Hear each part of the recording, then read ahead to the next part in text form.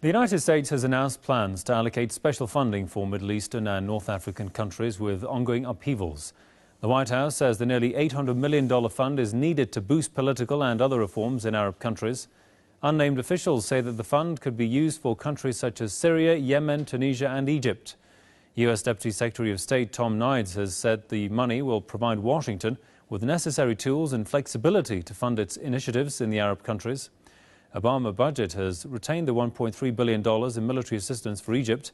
However, several U.S. lawmakers have called for a halt to U.S. aid to Egypt over Cairo's recent crackdown on American NGOs operating in the country.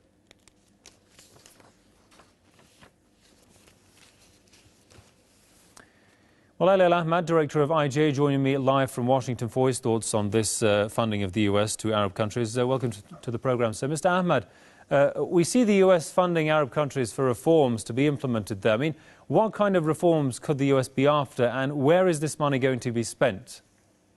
Well, most of this money is going to be spent against regimes that are at odds with the United States, such as the Syrian government or now maybe the Egyptian government.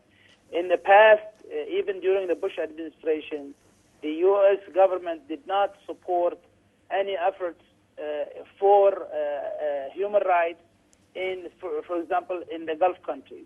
They did very limited amount of assistance, and when they did it with the coordination with the government, for example, with the Bahrain government or the Saudi government.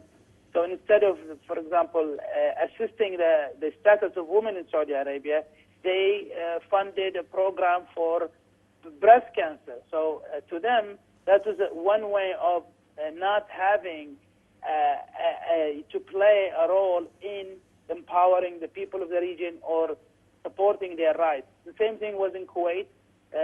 After 18 years of the liberation of Kuwait from Saddam Hussein, during all of these years, the United States did not expend an effort to support the women's rights in Kuwait. Of course, in Saudi Arabia is, I think, a better example of women's rights and religious freedom. The U.S. did not expend a single dollar to support these rights or the people in Saudi Arabia or any government that is pro-United States. And of course, just to add to that, I mean, if the U.S. is so concerned about problems in other countries, why shouldn't it be concerned about its own domestic problems? I mean, take the Occupy Wall Street movement, for instance. It's demanding more help to the 99% poor, but of course no answer from authorities in Wall Street. I think there is not a strong connection between the two, between domestic and foreign policy, but it's very important to realize that this money, most of it will not go to aid the rights of the people of the region. Most of it will be spent supporting the foreign policy initiatives or goals of the United States, which does not include supporting the human rights, at least in the countries that the United States have strong and friendly relationship with. Vis-a-vis the issue of domestic, protests in the country, absolutely right.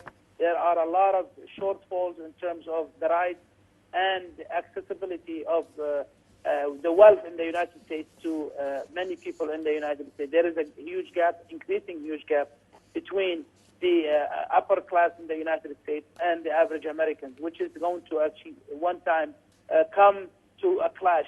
This situation cannot be continued without some kind of friction, and Occupy Wall Street is one of those frictions or signs of that friction. Indeed. On that note, we'll leave it there. Ali Al-Ahmed, Director of IGA from Washington, thanks for your time there, sir.